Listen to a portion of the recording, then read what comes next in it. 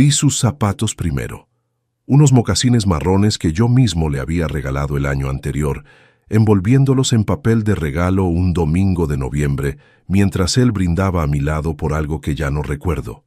Después vi las copas, 2 copas de vino tinto, una en cada mano, sostenidas con esa naturalidad de quien lleva tiempo esperando a alguien. Y entonces vi su cara, Ignacio Fuentes Domínguez, 54 años, mi mejor amigo durante 28, el padrino de mi boda, el hombre que sostuvo a mi hijo recién nacido en brazos antes que yo mismo. Estaba de pie en el umbral del número 17 de la calle 4, con una sonrisa que se borró en una fracción de segundo cuando nuestras miradas se encontraron a través del cristal del coche. Porque yo estaba ahí, aparcado a 200 metros, con el motor apagado, y no sabía desde cuándo. Si todavía no te has suscrito a este canal, hazlo ahora. Lo que estás a punto de escuchar no tiene vuelta atrás. Mi nombre es Eugenio Molina Vega y tengo 52 años. Trabajo como inspector de tributos en la Agencia Tributaria de Valladolid desde hace 23 años. He revisado miles de expedientes en ese tiempo. He detectado fraudes construidos durante décadas por personas que creían ser intocables. Empresas que durante años movieron dinero con una precisión quirúrgica pensando que nadie con suficiente paciencia se sentaría a mirar. He aprendido a leer los números de una manera que la mayoría de la gente no puede, a ver los patrones donde otros ven solo cifras, a entender que lo que no aparece en un documento a veces dice más que lo que sí aparece. Creía que eso me hacía diferente. Creía que a mí no podían engañarme, que si alguien intentaba ocultarme algo, yo lo detectaría antes de que tuviera tiempo de consolidarse. 23 años de carrera, diciéndome exactamente eso cada mañana cuando llegaba a la oficina. Llevo 25 años casado con Maite Serrano Aguirre. La conocí en 1995, en una cola de banco, un martes por la mañana, en el que el sistema informático de la sucursal había colapsado y la espera se alargaba sin que nadie supiera exactamente cuánto. Yo tenía 27 años y estaba intentando gestionar una transferencia que tardó 40 minutos en procesarse. Ella estaba detrás de mí, con una carpeta verde bajo el brazo, y el gesto de alguien que tiene demasiadas cosas en la cabeza, pero no piensa quejarse de ninguna.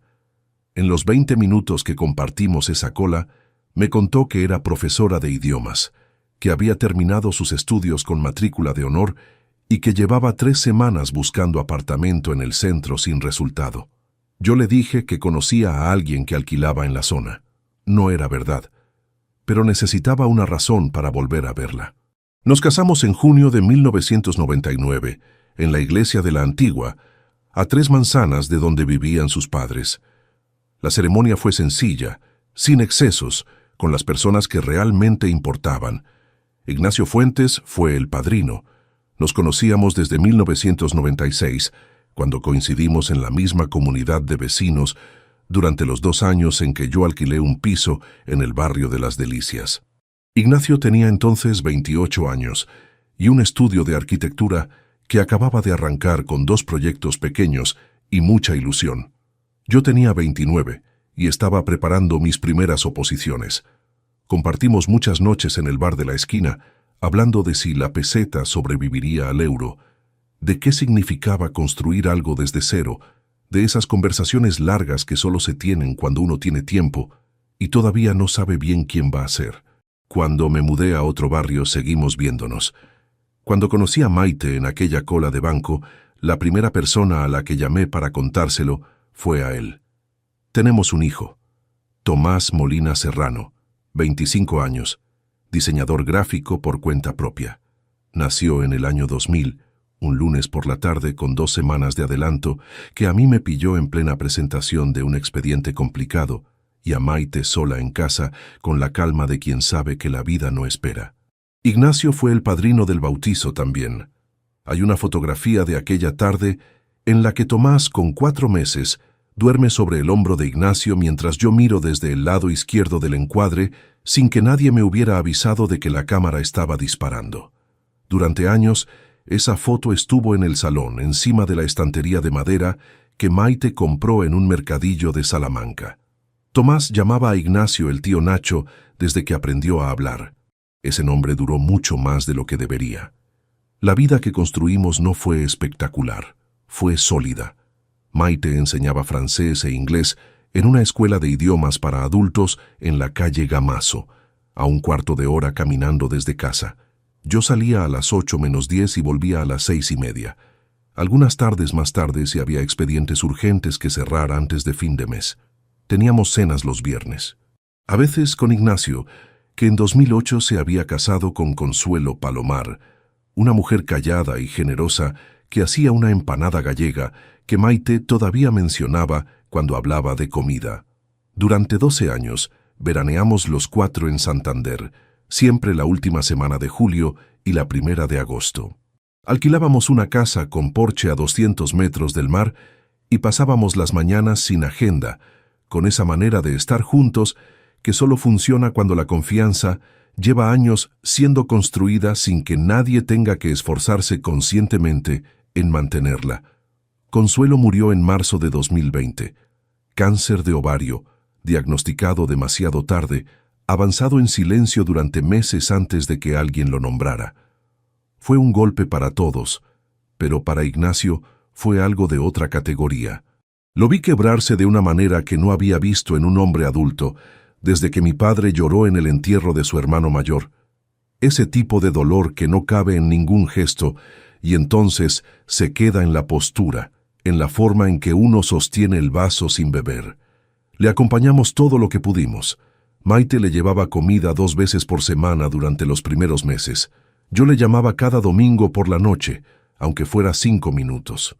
Era lo mínimo que podía hacer por alguien que había estado presente en todos los momentos que habían importado. Tengo una carpeta azul en el cajón del escritorio de casa. Una carpeta de anillas de las de toda la vida, de esas que ya casi nadie usa, donde guardo todos los extractos bancarios, las facturas de suministros, los recibos de seguros y los justificantes de cualquier pago que supere los 200 euros. Lo hago desde hace años, por deformación profesional. Maite siempre decía que era una manía de inspector, que yo vivía entre papeles incluso cuando no estaba trabajando. Yo le decía que prefería tener un documento a necesitarlo. No imaginaba que algún día esa carpeta azul iba a hacer la diferencia entre salir de algo entero o no salir en absoluto. Hay 2 cosas más que necesita saber antes de que le cuente lo que pasó aquella tarde de octubre. La primera es que Maite nunca había sido socia de ninguna academia en los 25 años que llevábamos casados. No porque no pudiera permitírselo, sino porque siempre decía lo mismo cuando el tema salía en conversación. Que detestaba el olor a gimnasio, ese olor a goma y sudor mezclado con ambientador barato, que según ella, se quedaba impregnado en la ropa durante días aunque la lavaras 2 veces. Lo decía con una mueca específica, una contracción pequeña alrededor de la nariz que yo habría reconocido en cualquier parte del mundo. La segunda cosa es un pañuelo de seda azul marino que le regalé en nuestro 20º aniversario de boda, comprado en una tienda pequeña del centro que cerró al año siguiente. Maite lo usaba con poca frecuencia, solo en ocasiones que para ella tenían algún peso, alguna carga que merecía marcar de alguna manera. La tarde que salió caminando hacia el número 17 de la calle 4, llevaba ese pañuelo anudado al cuello. No lo noté en el momento. Lo noté después, cuando ya era demasiado tarde para que cambiara algo de lo que estaba ocurriendo, y demasiado pronto para que dejara de importar de otra manera completamente distinta. Aquella tarde de octubre yo no tenía ningún plan elaborado. Tenía una pregunta que llevaba semanas dando vueltas en algún lugar entre el estómago y el pecho. Una de esas preguntas que uno prefiere no hacerse en voz alta porque hacerlo en voz alta significa empezar a asumir que la respuesta podría ser algo que no quiere escuchar. Salí de casa 10 minutos antes que ella con las llaves en la mano y el aire de alguien que va a hacer un recado. Aparqué en la calle paralela, rodeé a pie por la parte de atrás y me metí en el segundo coche. El que Maite no conocía porque era un vehículo de empresa que usábamos en algunas inspecciones de campo. Me senté. Esperé con las manos apoyadas sobre las rodillas. La vi salir a las 6 en punto. El casaco beige de siempre, el pañuelo azul marino al cuello, el paso que conozco desde 1999, ese paso directo y sin vacilación de quien sabe exactamente a dónde va. Dobló en la calle 4 sin mirar atrás ni una sola vez. Arranqué el motor y la seguí a 200 metros de distancia, lo suficientemente lejos para no ser reconocido, lo suficientemente cerca para no perderla. Se detuvo frente al portal del número 17. Sacó el teléfono, escribió algo. 30 segundos más tarde, la puerta se abrió desde dentro, y salió Ignacio, con una camisa azul que le había visto puesta en alguna cena, con 2 copas de vino tinto en las manos, una en cada mano, con la soltura de quien sabe exactamente cuándo va a llegar la persona que espera, con una sonrisa que no había calculado que yo pudiera verle. Me quedé con las manos sobre el volante y el sonido del motor que seguía funcionando aunque yo no lo escuchaba. Hubo un momento, no sé cuántos segundos, en que el cerebro simplemente no procesó lo que los ojos ya habían recibido. Como cuando un expediente no cuadra y uno mira las cifras 3 veces buscando el error de suma, antes de aceptar que los números son correctos y el problema es otro. Vi cómo Maite entraba. Vi cómo Ignacio cerraba la puerta detrás de ella. Vi la persiana azul del primer piso, esa persiana que yo ayudé a instalar una tarde de abril de 2019, mientras él me pasaba los tornillos y me decía que sin mí el apartamento nunca hubiera quedado presentable. En algún momento apagué el motor. No recuerdo haberlo hecho. Estuve ahí sentado no sé cuánto tiempo. Los coches pasaban por la calle. Un hombre mayor sacó a pasear un perro pequeño. Un niño bajó corriendo por la acera con una mochila que le quedaba enorme para su tamaño. El mundo seguía funcionando exactamente igual que antes de las 6 de la tarde, con la misma indiferencia completa de siempre, y yo seguía mirando la persiana azul del número 17. Para entender lo que hice a continuación, y sobre todo por qué lo hice de la manera exacta en que lo hice, necesita conocer todo lo que había antes de aquella tarde. La vida que construí, lo que creí que era real, y el momento preciso en que empecé a sospechar que algo no encajaba, aunque todavía no supiera qué era ese algo ni qué forma tenía, porque lo que vino después no fue una reacción impulsiva. Fue una decisión tomada con toda la frialdad que uno acumula después de 28 años, leyendo lo que los documentos no dicen directamente. Y las decisiones de ese tipo, cuando están bien construidas, no se deshacen. Maite preparaba el café de una manera muy concreta. Ponía la cafetera italiana en el fuego a temperatura media, nunca alta, y esperaba de pie junto a los fogones sin moverse hasta que escuchaba el primer borboteo. Decía que si te alejabas en ese momento, el café quedaba amargo, que había que estar presente en el instante exacto del cambio. Yo le decía que era superstición, ella decía que era atención. Durante 25 años, cada mañana que los dos estábamos en casa, ese fue el primer sonido reconocible del día, el borboteo de la cafetera y los pasos de Maite sobre las baldosas de la cocina. Hay cosas que uno no sabe que está memorizando hasta que las echa de menos, o hasta que descubre que las tiene grabadas con una precisión que no eligió conscientemente.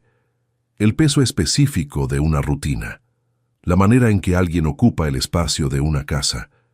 Yo no sabía que llevaba 25 años tomando nota de todos esos detalles hasta que empecé a mirarlos con otros ojos, y entonces ya no pude dejar de hacerlo. Pero eso vino después, mucho después.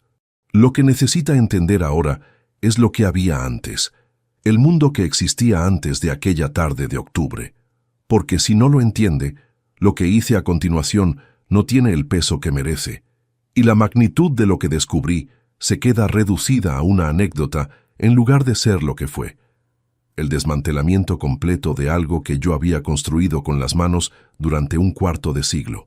Crecí en Salamanca, en una familia sin grandes recursos pero sin carencias graves, que es una diferencia que solo se entiende bien cuando uno llega a adulto y se da cuenta de que muchos de sus compañeros de infancia no tuvieron esa misma suerte. Mi padre trabajaba en la Delegación Provincial de Hacienda. No era inspector, era auxiliar administrativo. pero pasaba los días entre formularios y expedientes con una seriedad que para él no era pose sino vocación genuina. Recuerdo haberle visto sentado a la mesa del comedor con carpetas abiertas cuando yo llegaba del colegio, revisando algo con el mismo gesto concentrado que yo le vería años después en el espejo, sin haberlo buscado conscientemente. Murió en el año 2019 a los 81 años, con la misma dignidad callada con que había vivido todo lo anterior. Ignacio estuvo en el hospital aquella noche. No le llamé. Apareció porque se enteró a través de Maite y decidió que no debía estar solo en aquella sala de espera, y eso fue lo que hizo, sin preguntar si era necesario, sin esperar que nadie le dijera que sí.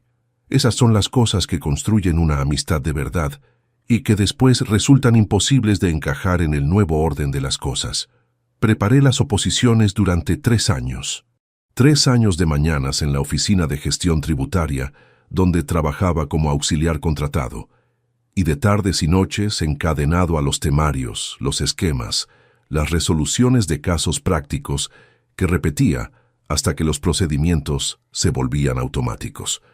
Maite estaba entonces en su 2º año como profesora en la escuela de idiomas. Salía a las 9 de la noche los martes y los jueves.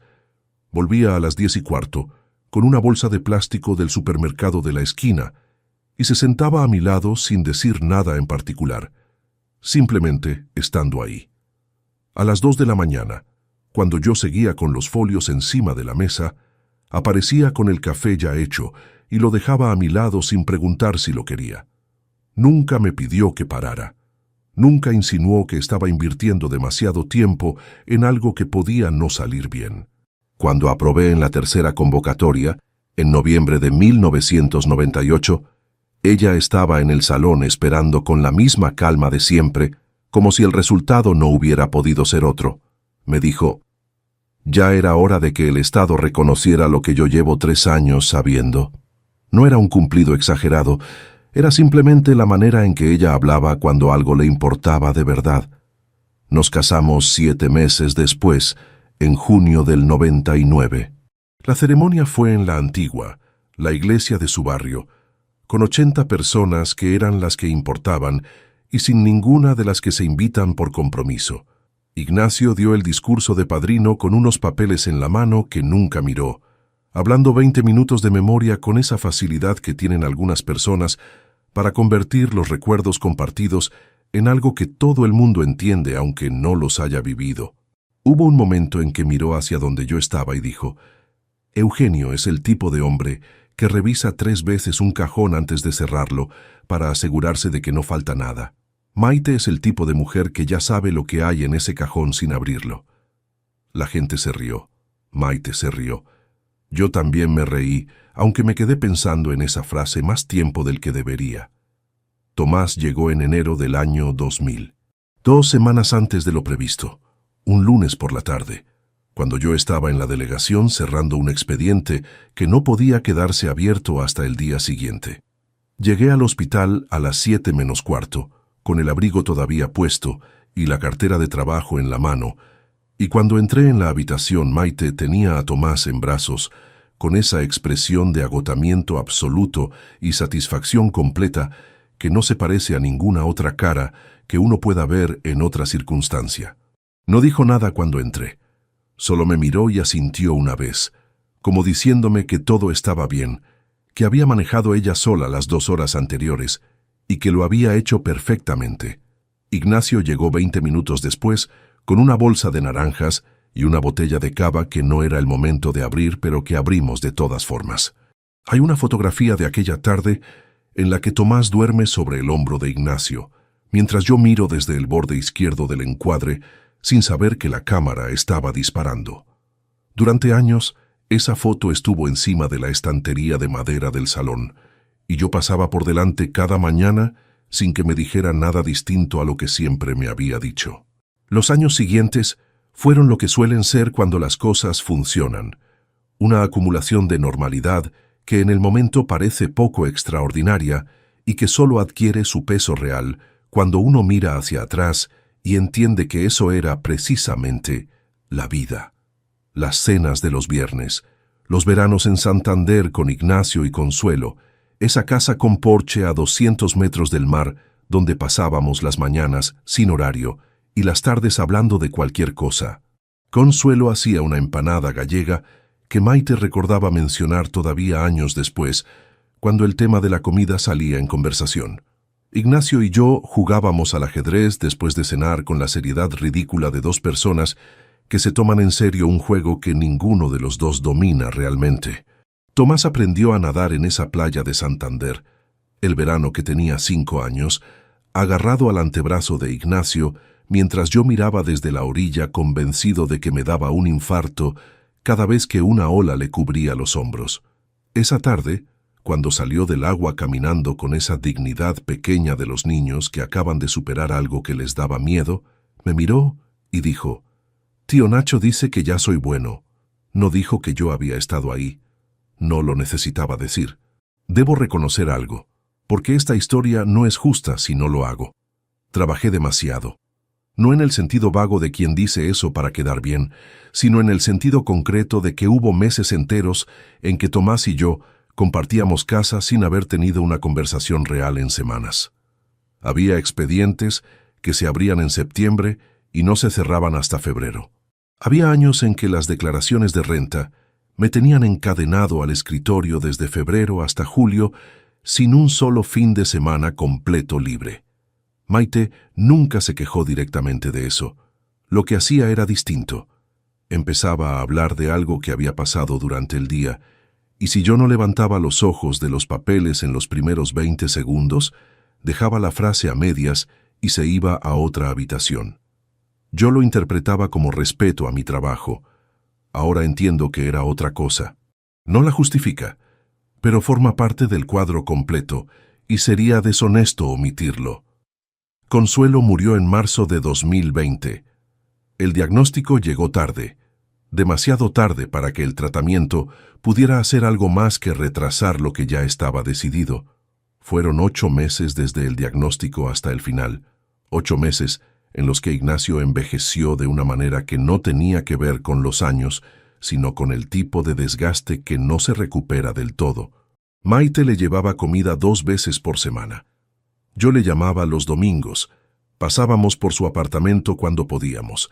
Era lo mínimo y los 3 lo sabíamos, pero el duelo de otra persona tiene unos límites que hay que respetar aunque duelan, y respetamos los suyos lo mejor que supimos. El año siguiente fue distinto. Ignacio salió adelante, como sale adelante la gente que tiene suficiente estructura interna para no derrumbarse del todo, aunque todo lo demás se haya movido. Retomó los proyectos. Volvió a las cenas. En verano de 2021, fuimos los 3 a Santander sin Consuelo, con esa ausencia presente durante todos los días, aunque nadie la nombrara demasiado. En diciembre de ese año, le regalé una botella de Ribera del Duero de una bodega de Peñafiel que le había mencionado una vez, sin darle más importancia. Le gustó el gesto.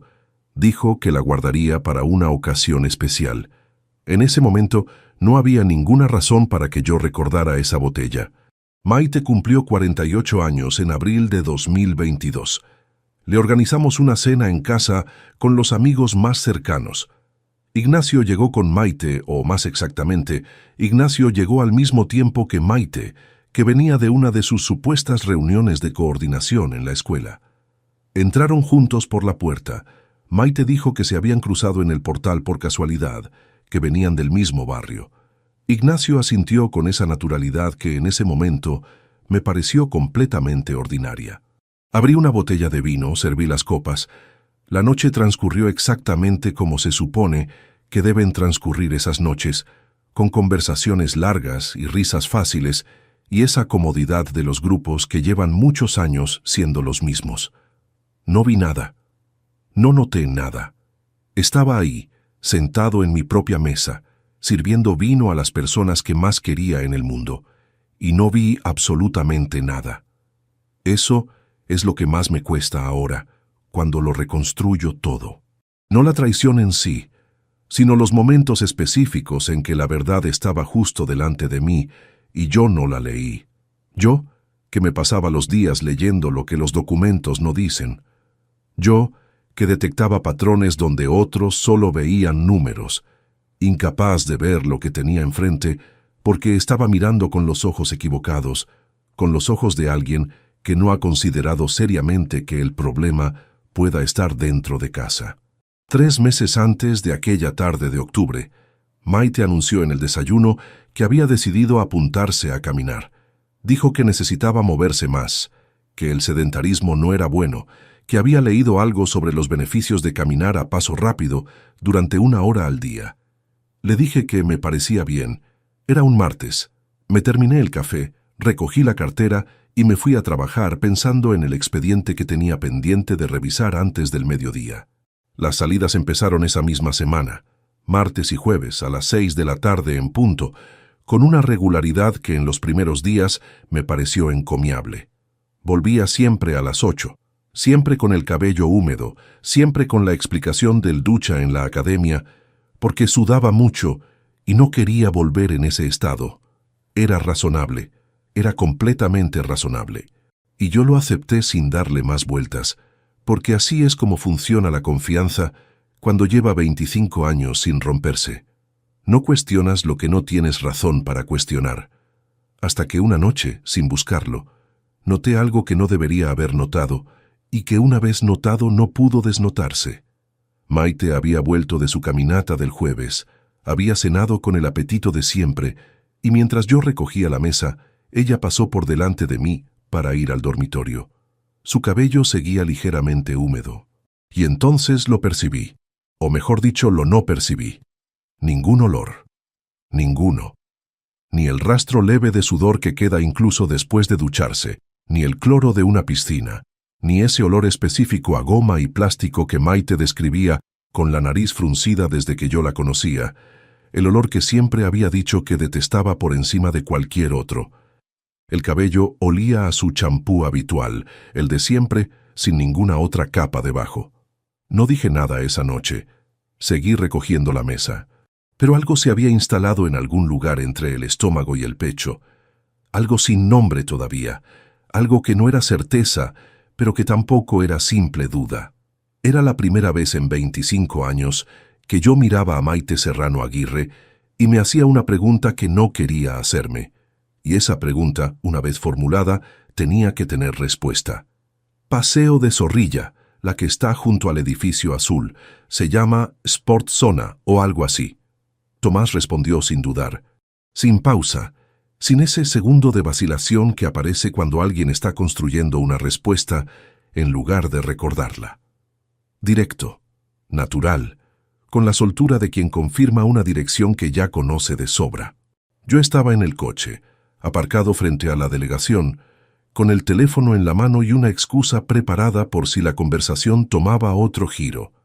Le había llamado con el pretexto de preguntarle si recordaba dónde habíamos dejado la documentación del seguro del coche, algo lo bastante banal para no levantar ninguna sospecha. El tema de la academia había salido de manera lateral, casi casual, en el momento en que él me preguntó qué tal estaba su madre.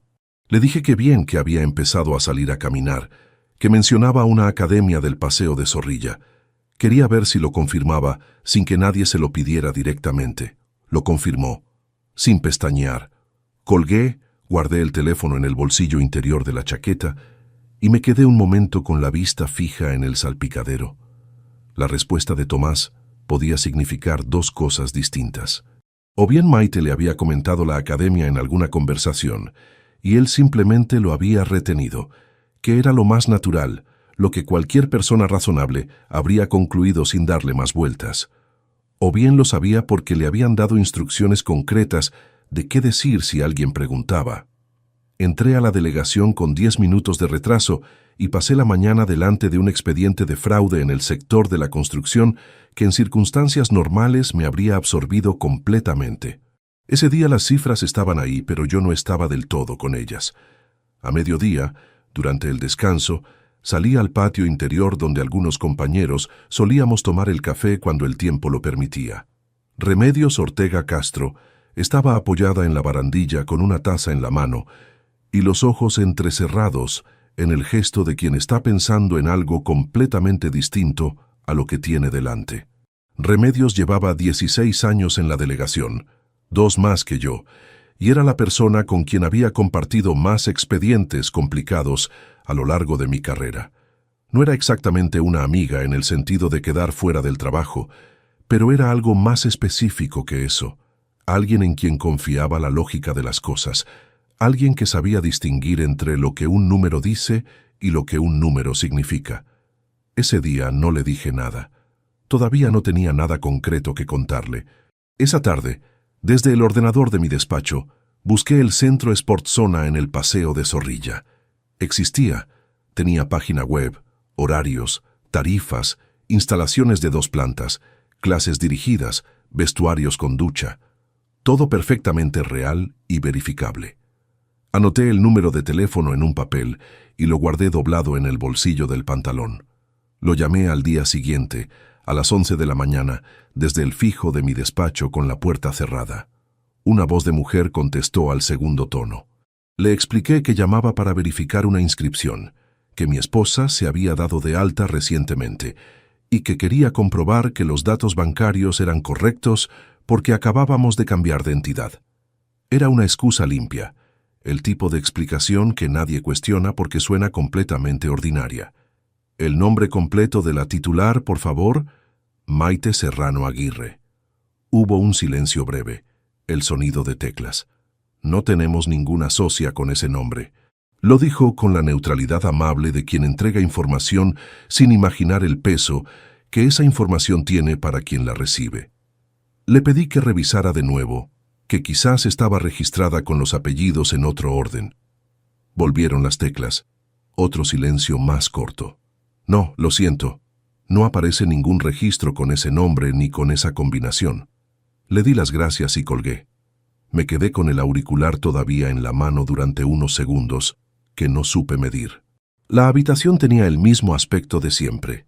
La estantería con los archivadores ordenados por ejercicio fiscal, el marco con la fotografía de Tomás a los 8 años que Maite me había regalado cuando cumplí 40, la taza de café que ya se había enfriado, todo exactamente en su sitio, y sin embargo algo había cambiado de lugar sin que nada se hubiera movido físicamente. Pensé en la velocidad con que Tomás había respondido. Sin vacilar, con el nombre del centro, la calle, la referencia del edificio azul. No era la respuesta de alguien a quien le han mencionado una academia de pasada en una conversación. Era la respuesta de alguien que había memorizado esa información porque en algún momento le dijeron que podía necesitarla.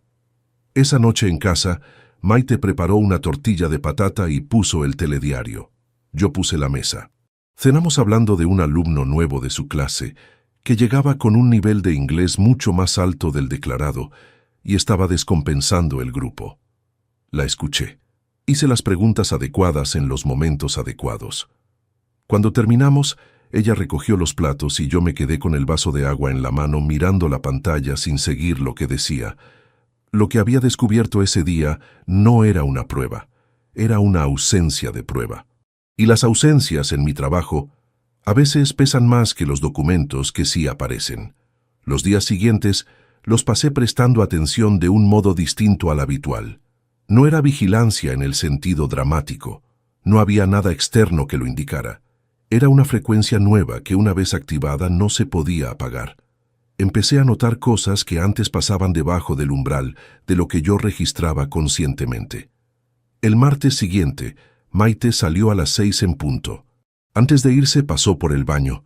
Tardó 12 minutos, y cuando salió tenía el cabello recogido de una manera más trabajada de lo que justificaba ponerse a andar por la calle con ropa deportiva. Llevaba unos pantalones oscuros que yo no recordaba haber visto antes, no nuevos de etiqueta, pero tampoco los habituales. Le comenté que había llamado al banco para lo de una domiciliación, una frase que no significaba nada, pero que me daba una razón visible para tener los ojos puestos en ella en ese instante. Asintió sin detenerse, tomó las llaves del colgador de la entrada y cerró la puerta. Me acerqué a la ventana del salón. Desde ahí se veía la acera. La vi salir del portal, girar a la derecha y alejarse con ese paso directo que reconocería en cualquier sitio. No llevaba ropa de deporte. Llevaba el casaco beige de siempre sobre los pantalones oscuros. Volví al sofá. Encendí la televisión. Estuve sentado una hora larga mirando una pantalla cuyos contenidos no retuve. Cuando llegó a las 8:05, el cabello estaba húmedo y no había ningún olor que no fuera el champú de siempre. Fue entonces cuando tomé una decisión que en ese momento me pareció pequeña, pero que no lo era. Iba a documentarlo todo. Sin confrontar nada, sin preguntar nada, sin alterar ningún detalle de la rutina compartida. Iba a observar con la misma metodología que aplicaba cuando un expediente tenía algo que no encajaba. Recopilar primero, analizar después, actuar solo cuando el cuadro estuviera completo. Actuar con la mitad de la información era exactamente el tipo de error que en mi carrera había visto cometerse a personas que luego no podían deshacerlo. El jueves de esa semana a las 5:45 saqué el coche del garaje con la excusa de que necesitaba recoger unos papeles que se me habían quedado en la delegación. Era mentira. Aparqué en la calle paralela, rodeé a pie por la parte de atrás y me coloqué en la entrada de un portal desde donde se veía la puerta del nuestro, sin que quien saliera pudiera verme directamente. A las 6 en punto, Maite salió. Llevaba el pañuelo azul marino al cuello, el del 20º aniversario. La seguí a distancia durante 4 manzanas, lo suficientemente lejos para no ser reconocible, lo suficientemente cerca para no perderla en los cruces. Dobló en la calle Duque de la Victoria, cruzó en diagonal por la plaza y tomó una calle lateral que yo no había anticipado. Iba con paso regular, sin detenerse, sin mirar atrás en ningún momento. Llegó a un portal, sacó el teléfono, escribió algo y esperó. Unos 30 segundos. La puerta se abrió desde dentro y Maite entró. No vi quién le abrió desde la calle. El sistema era de telecomunicador y no había portero. Solo vi que la puerta se cerró detrás de ella y que el edificio era el número 17 de la calle 4. Me quedé en la acera de enfrente durante un tiempo que no supe contar bien. Un hombre con un perro salió del portal de al lado y me miró con la indiferencia de quien ve a alguien parado sin más historia. Saqué el teléfono y fingí leer algo. Cuando se alejó, levanté la vista hacia el primer piso. Había una ventana con la persiana a medio bajar y luz encendida al fondo. Todavía no sabía quién vivía en ese edificio. Regresé al coche, conduje hasta la delegación, recogí unos papeles que realmente había dejado por la mañana y llegué a casa a las 7:15. Calenté agua para una infusión que no llegué a beber y me senté en la silla del escritorio mirando el cajón inferior donde estaba la carpeta azul. Fue esa misma semana cuando por poco se derrumbó todo lo que estaba construyendo en silencio. El miércoles por la tarde tenía extendidos sobre la mesa del comedor los extractos bancarios de los últimos 6 meses, ordenados por fecha, con algunos movimientos marcados a lápiz que todavía no sabía bien cómo interpretar, pero que ya me parecían demasiado regulares para ser casuales. Estaba tan concentrado en los números que no escuché el ascensor hasta que ya se había detenido en nuestro rellano.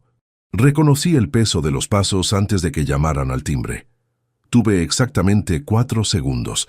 Recogí los extractos de un solo movimiento, los introduje en la carpeta azul y cerré el cajón con el pie mientras me levantaba de la silla.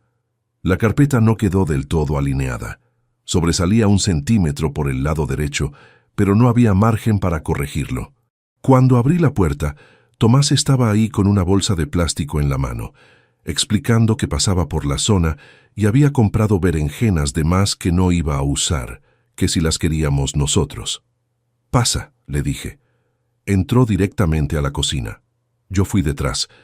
Dejó la bolsa en la encimera y se quedó apoyado en el marco de la puerta del salón, con esa manera suya de observar el espacio antes de decidir si entrar del todo. Durante 2 segundos, sus ojos recorrieron la mesa del comedor que yo había despejado completamente y el escritorio, donde el cajón sobresalía ese centímetro visible. No dijo nada. Se sirvió un vaso de agua del grifo y me preguntó cómo iba el trabajo. Estuvimos 20 minutos hablando de cosas sin peso, esa conversación funcional que llevábamos años teniendo sin que ninguno de los dos hubiera encontrado la manera de convertirla en otra cosa. Antes de irse me preguntó si su madre estaba en casa. Le dije que no, que había salido a caminar. Tomás asintió con una naturalidad absoluta, sin ningún gesto adicional, sin ninguna pregunta de seguimiento. Cogió las llaves del coche de su bolsillo y se marchó. Cerré la puerta cuando el ascensor bajó a la planta baja y me quedé quieto en el recibidor, escuchando el silencio del rellano. Volví al escritorio y empujé el cajón hasta que quedó completamente cerrado. Esa noche, cuando Maite volvió de su caminata con el cabello húmedo y la misma explicación de siempre, yo ya tenía claro que Tomás conocía algo que no debería conocer. No tenía prueba directa, pero tenía la velocidad de su respuesta sobre la academia y tenía la manera en que sus ojos habían pasado sobre ese cajón entreabierto sin detenerse, con una ausencia de curiosidad que en sí misma era un tipo de respuesta. Lo que no sabía todavía era el nombre del propietario del número 17 de la calle 4, pero estaba a menos de 48 horas de averiguarlo, y cuando lo supiera, todo lo que creía recordar de los últimos 25 años iba a reorganizarse de una manera que no admitía vuelta atrás. El viernes anterior había consultado el registro de la propiedad desde el ordenador de la delegación, con la discreción de quien hace una búsqueda rutinaria entre las decenas que realiza cualquier día de trabajo. El número 17 de la calle 4 era un edificio de 7 plantas, construido en 1983, con 12 viviendas registradas. Necesitaba el nombre del titular del primer piso.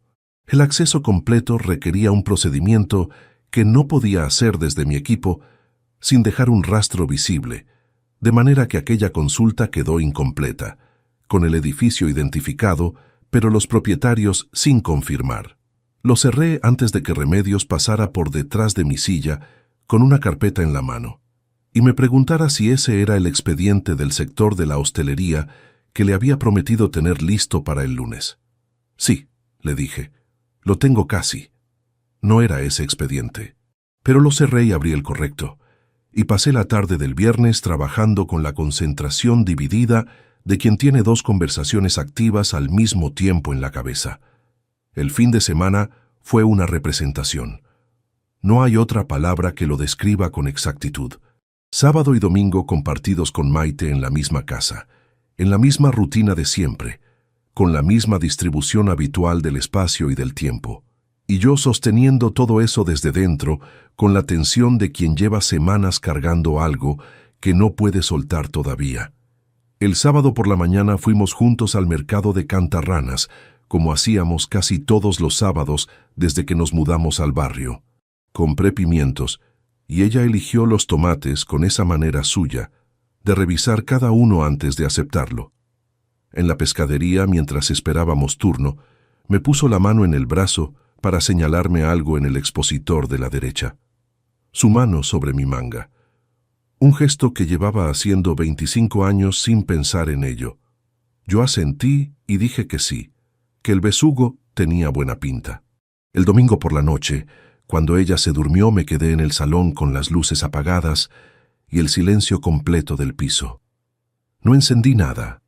Me quedé sentado en el sillón mirando la oscuridad durante un tiempo que no me di, pensando en la velocidad con que Tomás había respondido sobre la academia, en el cabello que olía solo a champú, en el número 17 de la calle 4, con la persiana a medio bajar y luz encendida al fondo, pensando en que todavía no sabía quién vivía ahí, que necesitaba saberlo antes de hacer nada más. El lunes, a primera hora, usé un acceso de consulta pública del catastro que no requería identificación interna. Introduje la dirección. El sistema devolvió los datos del inmueble en 30 segundos.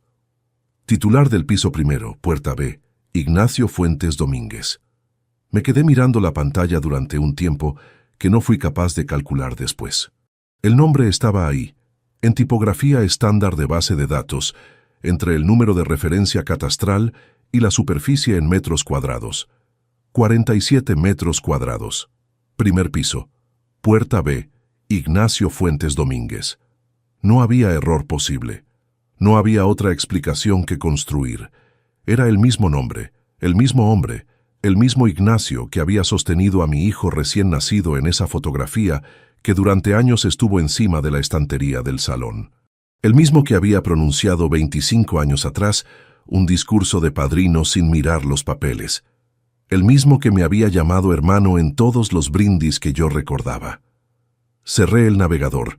Abrí el expediente de hostelería que sí tenía que entregar antes del mediodía y estuve 2 horas completándolo con una precisión mecánica, una frase detrás de otra, un número detrás de otro, sin que mi cabeza estuviera realmente en ninguna de esas páginas. Ese jueves volví a salir 10 minutos antes que ella. Esta vez no fui a pie. Tomé el vehículo de empresa desde el garaje del sótano de la delegación, donde lo había dejado aparcado el lunes con ese propósito. Era un Seat gris de 5 años que Maite no habría reconocido aunque lo hubiera tenido delante, porque nunca lo había visto y porque no era el tipo de detalle en el que Maite se fijaba. Aparqué en la calle paralela a la nuestra, con el morro orientado hacia la salida, y esperé con el motor apagado y las manos sobre los muslos. A las 6 en punto, salió del portal. Llevaba el casaco beige, el pañuelo azul marino al cuello, anudado con ese nudo suelto que ella hacía desde siempre, el mismo gesto de siempre, el paso directo, sin vacilación, de quien sabe exactamente el camino.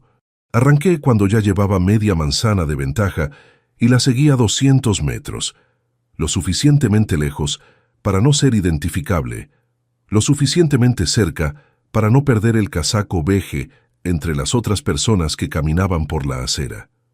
Dobló en la calle 4. Aparqué en el primer hueco disponible, a 180 metros del portal. Apagué el motor. Desde ahí tenía línea de visión directa a la puerta del número 17. Maite se detuvo frente al portal. Sacó el teléfono. Escribió algo brevemente. 4 o 5 pulsaciones como máximo y lo guardó. Esperó con la vista hacia la puerta, sin moverse. 32 segundos. La puerta se abrió. Aquí es donde el tiempo hace algo extraño. Porque lo que siguió duró en realidad menos de 1 minuto, probablemente menos de 40 segundos, y sin embargo, cuando intento reconstruirlo ahora, cada fragmento ocupa un espacio propio, separado de lo anterior y de lo siguiente, por una claridad que no existía en ese momento, sino que vino después, cuando el cerebro empezó a ordenar lo que los ojos habían recibido de golpe. Vi los zapatos primero. Mocasines marrones de suela fina, el tipo de calzado que uno reconoce sin haber memorizado conscientemente. Después la camisa, azul, abotonada hasta el último botón, sin corbata, con las mangas sin doblar. La misma camisa que le había visto puesta en alguna cena, en alguna sobremesa de esas que duran hasta la medianoche, sin que nadie se lo proponga al principio. Después vi las copas. 2 copas de cristal con vino tinto, una en cada mano, con la soltura específica de quien ha repetido ese gesto muchas veces. No era la postura de alguien que sale a recibir a una visita. Era la postura de alguien que espera a alguien que llega a casa. Después vi la cara. Ignacio Fuentes Domínguez, 54 años. Mi mejor amigo durante 28, con una sonrisa que yo conocía perfectamente. La sonrisa despreocupada que ponía cuando estaba en un espacio que controlaba, entre personas con las que se sentía completamente cómodo. Una sonrisa que duró exactamente hasta el instante en que sus ojos encontraron el parabrisas del coche gris aparcado a 180 metros y procesaron lo que había detrás de ese cristal. Maite no miró hacia la calle, entró directamente. La puerta se cerró. Mis manos estaban sobre el volante. No recuerdo haberlas puesto ahí. El volante era de plástico duro y estaba ligeramente frío porque el calefactor llevaba varios minutos apagado, y ese detalle, la temperatura del plástico contra las palmas, fue durante unos segundos la única cosa real que sentí con certeza. El resto era como intentar procesar una columna de cifras que no cierra porque hay un error en la tercera línea y hasta que no lo encuentras, los demás números no tienen sentido. Me fijé en la ventana del primer piso. Persiana azul, a media altura, con luz encendida al fondo. La misma persiana que yo había ayudado a instalar una tarde de abril de 2019, porque Ignacio me había llamado diciendo que el sistema antiguo se había roto y el técnico no podía venir hasta la semana siguiente. Habíamos tardado 2 horas, con las instrucciones del fabricante extendidas sobre el suelo del salón y las bromas habituales sobre mi supuesta inutilidad con cualquier herramienta manual. Al final, había quedado bien. Él me invitó a cenar para compensar. Llamó a Maite para decirle que me quedaba un rato más. Ella dijo que de acuerdo, que ya tenía algo preparado para recalentar. En algún momento apagué el motor. No recuerdo haberlo hecho. Estuve ahí sentado sin moverme durante un tiempo que tampoco recuerdo con precisión. Un hombre mayor cruzó la calle empujando un carrito de la compra con una rueda que arrastraba. Un grupo de adolescentes pasó por la acera, hablando todos al mismo tiempo, sin que ninguno escuchara a los demás. El barrio seguía funcionando con la misma indiferencia completa de siempre, con esa absoluta falta de conciencia del entorno que tiene la vida ordinaria cuando ocurre algo que no es ordinario en absoluto. Me obligué a salir de ahí antes de que pasara demasiado tiempo aparcado en el mismo sitio. Arranqué el motor, metí la primera y conduje sin rumbo concreto durante varios minutos, doblando por calles que no había planeado tomar, hasta que me encontré aparcado frente a un parque pequeño del que no recordaba el nombre. Bajé del coche. Caminé por el sendero principal durante 10 minutos sin pensar en nada articulado, con el tipo de mente en blanco que no es paz, sino su contrario exacto. Cuando llegué a casa, eran las 7:23. Maite no había vuelto todavía. Entré, colgué la chaqueta, fui a la cocina y puse agua a hervir sin tener intención concreta de hacer nada con ella. Me quedé apoyado en la encimera, mirando el vapor que empezaba a subir por el pitorro de la olla. Maite entró a las 8:10. Cabello húmedo, casaco en el brazo, el pañuelo ya no anudado al cuello sino doblado en la mano. Dejó las cosas en el recibidor y asomó la cabeza a la cocina. ¿Has puesto agua? Sí. ¿Quieres una infusión? No sé. Ella me miró un segundo más de lo habitual. Un segundo breve pero específico, con esa atención repentina que aparece cuando algo en el tono o en la postura de alguien no encaja exactamente con lo esperado. ¿Estás bien?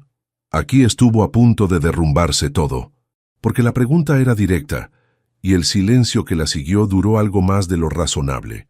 Ese tipo de pausa que en una conversación normal no significa nada, pero en una conversación donde alguien está ocultando algo puede significar demasiado. Tuve que hacer un esfuerzo concreto, físico casi, para que la voz sonara como siempre sonaba. Sí, dolor de cabeza desde mediodía. Nada importante. Maite asintió con la expresión de quien acepta una explicación sin estar completamente convencida, pero sin tener razón concreta para cuestionarla. Abrió el armario de arriba, sacó una caja de ibuprofeno y la dejó sobre la encimera sin decir nada más. Fue al dormitorio a cambiarse. Me quedé mirando la caja de ibuprofeno.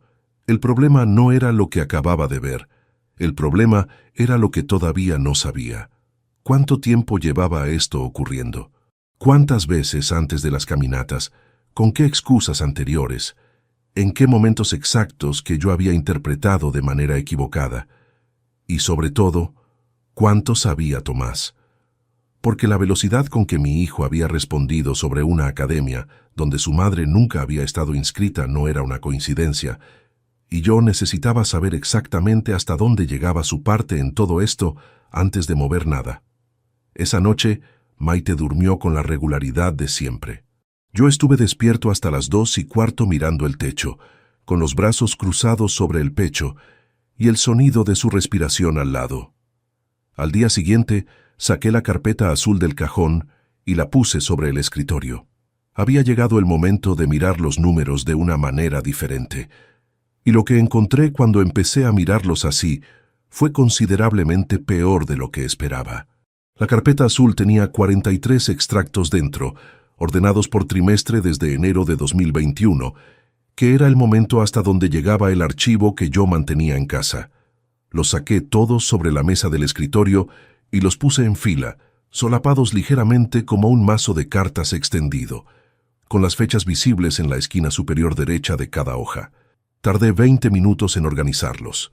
Después saqué un lápiz, una regla y un bloc de notas en blanco, y empecé a trabajar de la misma manera que trabajaba cuando un expediente presentaba irregularidades que todavía no sabía nombrar con precisión, de adelante hacia atrás, columna por columna, sin saltarme nada. Los primeros 6 meses no mostraron nada que yo no conociera. Los movimientos habituales, nóminas, recibos domiciliados, compras con tarjeta en comercios del barrio, la transferencia mensual al banco donde teníamos la hipoteca, el patrón ordinario de una economía doméstica sin sorpresas.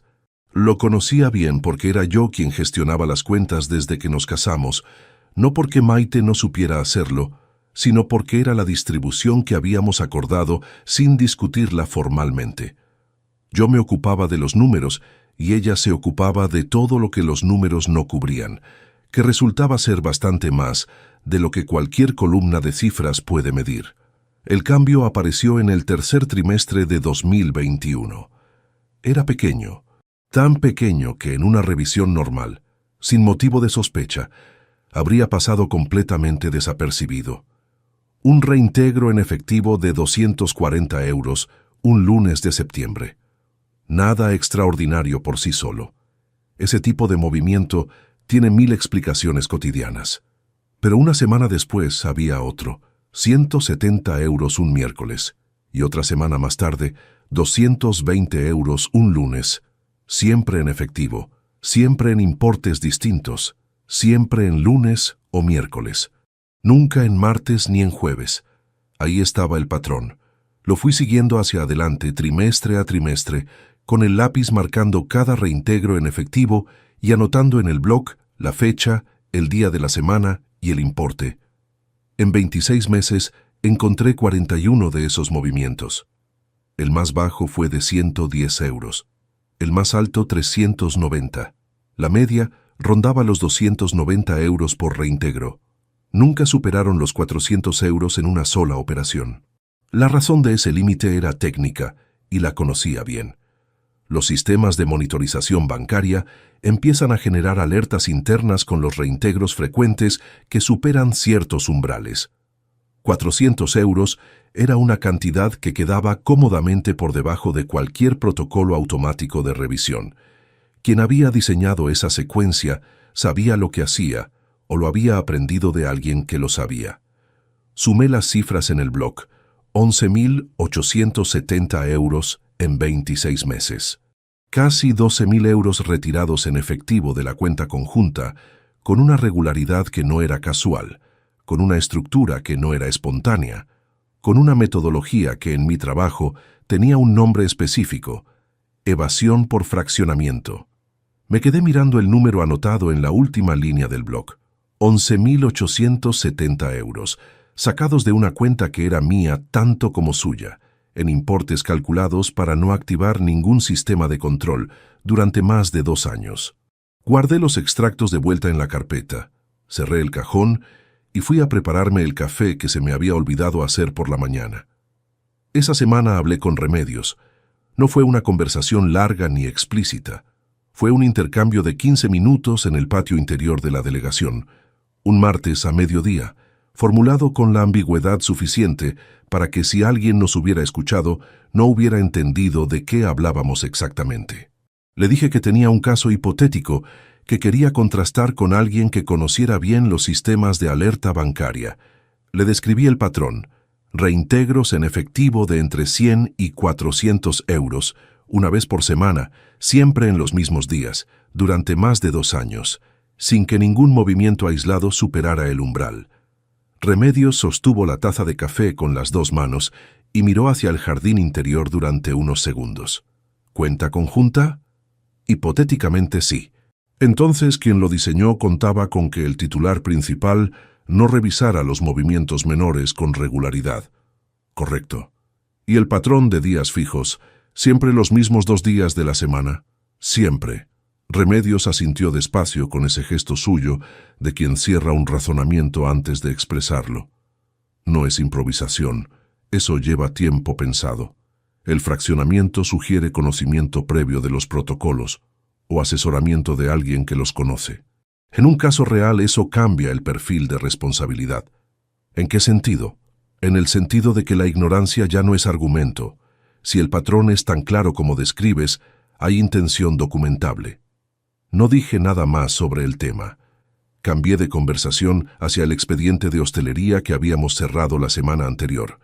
Remedios me siguió sin hacer preguntas adicionales, con esa discreción suya que era una de las razones por las que le había contado lo que le había contado. Esa tarde, de vuelta en casa, tomé una decisión que llevaba días posponiendo. Necesitaba ir al apartamento de Tomás, no para confrontarle, no todavía, sino para saber exactamente hasta dónde llegaba su parte, porque sin esa información, el cuadro seguía incompleto, y actuar con el cuadro incompleto era el error que yo me había prometido no cometer. Le llamé al día siguiente a las 12. «Oye, estoy por tu zona esta tarde. Paso a devolverte ese libro que me prestaste en verano». Hubo una pausa de 2 segundos. «¿Qué libro?» «El de arquitectura que me dejaste cuando estuvimos en Santander. El de fotografía industrial». Otro segundo de pausa. Yo sabía que ese libro no existía. Él también lo sabía, o debería saberlo. Pero la pausa no era de confusión. Era de alguien calculando si había algún problema en que yo apareciera por su casa esa tarde. «Ah, sí. Bueno, pasa cuando quieras. Estaré aquí hasta las 6. Llegué a las 4:30. Tomás me abrió con ropa de trabajo, un ordenador encendido sobre la mesa de la sala y varios bocetos extendidos alrededor. Me saludó con un abrazo breve, de esos que él daba cuando estaba concentrado en otra cosa, y el gesto era más mecánico que afectivo. Me ofreció agua. Le dije que sí. Mientras él estaba en la cocina, recorrí la sala con la mirada. El apartamento era pequeño, pero estaba bien organizado, con esa distribución funcional que uno aprende cuando vive solo desde joven. La estantería junto a la ventana tenía libros de diseño y tipografía. La mesa de trabajo ocupaba la mayor parte del espacio. Había una mochila apoyada contra la pared del pasillo, junto a la puerta del dormitorio, parcialmente abierta. Una mochila que yo reconocí antes de acercarme, porque era la azul marino con el bolsillo lateral rojo que Maite usaba desde hacía 3 años para llevar cosas al trabajo. Tomás volvió con 2 vasos de agua. Me acerqué a la mochila con naturalidad, como quien pasa por un sitio sin propósito específico, y miré dentro sin agacharme del todo. Ropa de mujer doblada, un jersey gris, unos pantalones oscuros, una camiseta interior, y debajo, asomando por el lado, lo que parecía un neceser de tela. Tomás estaba a 3 metros. Me había visto mirar. «Es de mi madre», dijo, antes de que yo dijera nada. «La dejó el otro día. Viene a veces a usar la lavadora porque la suya está estropeada». Lo dijo con fluidez.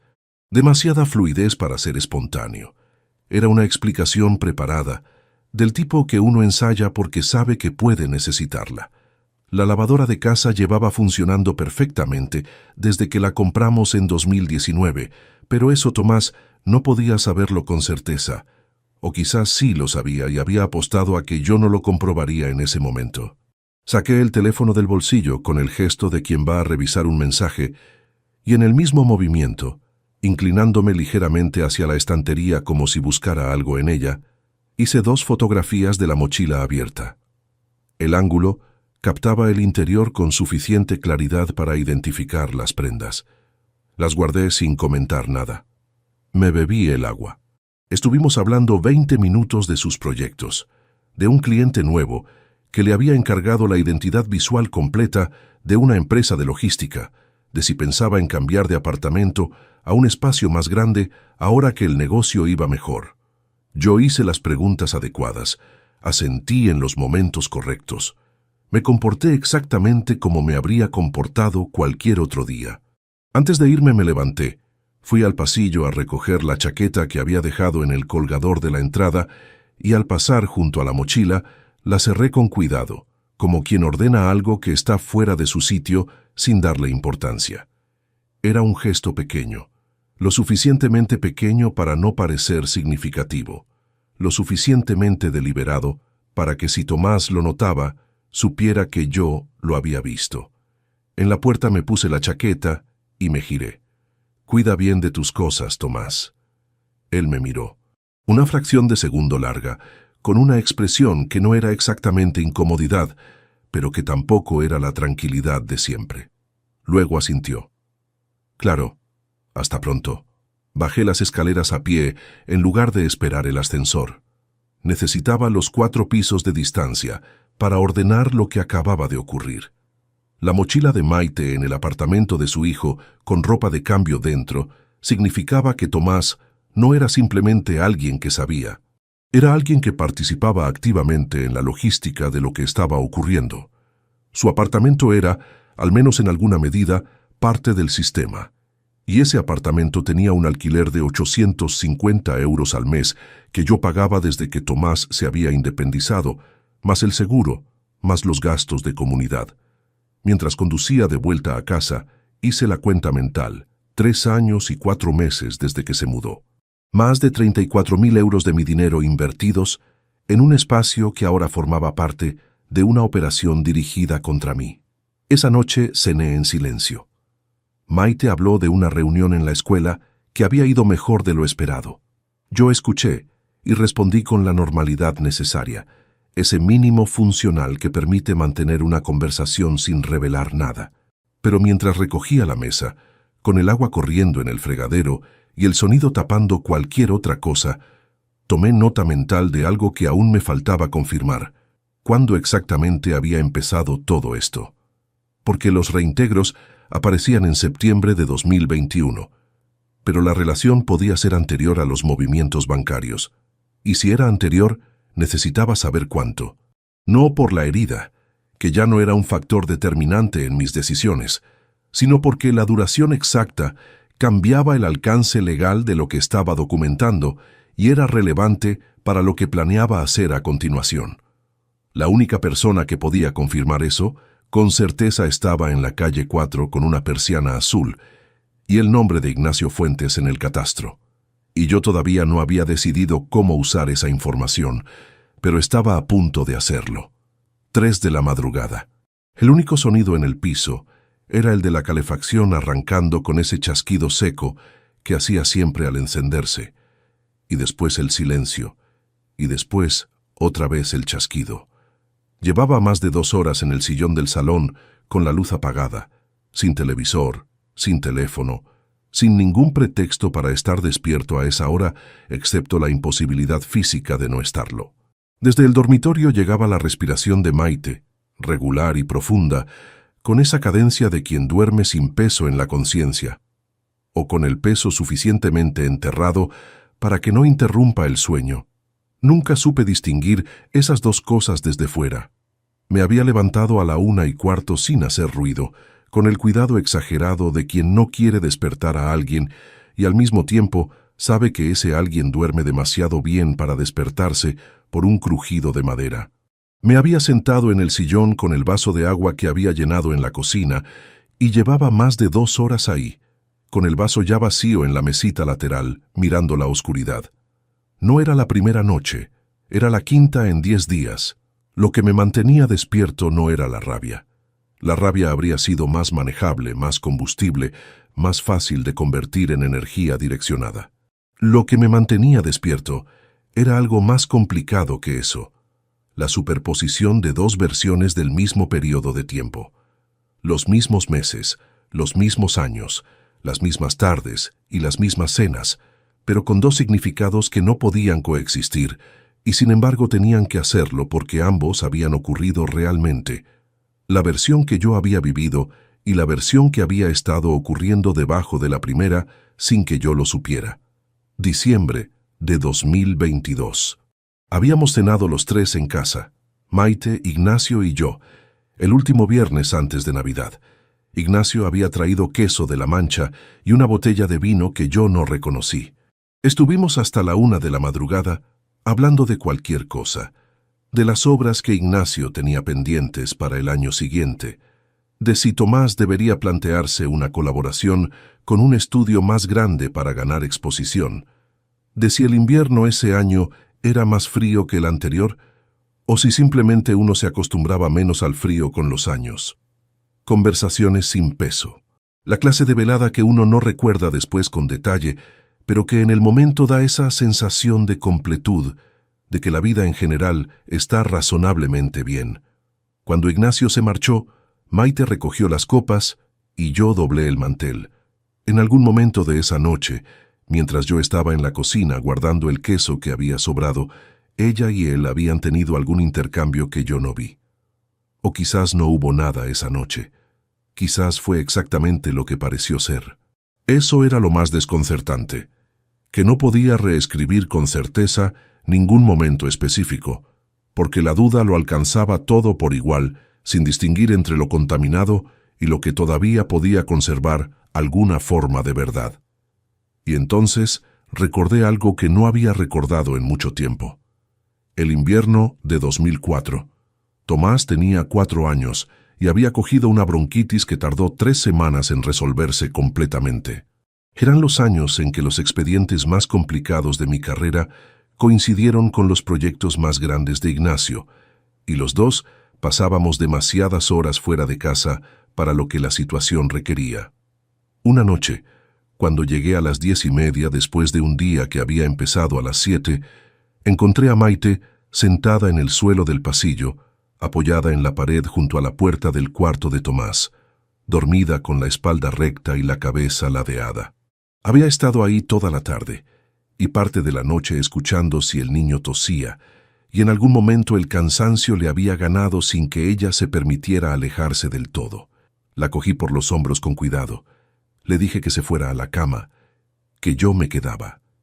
Ella abrió los ojos, me miró con esa expresión de desorientación del sueño interrumpido, y antes de levantarse me dijo: «Tiene mejor color que esta mañana.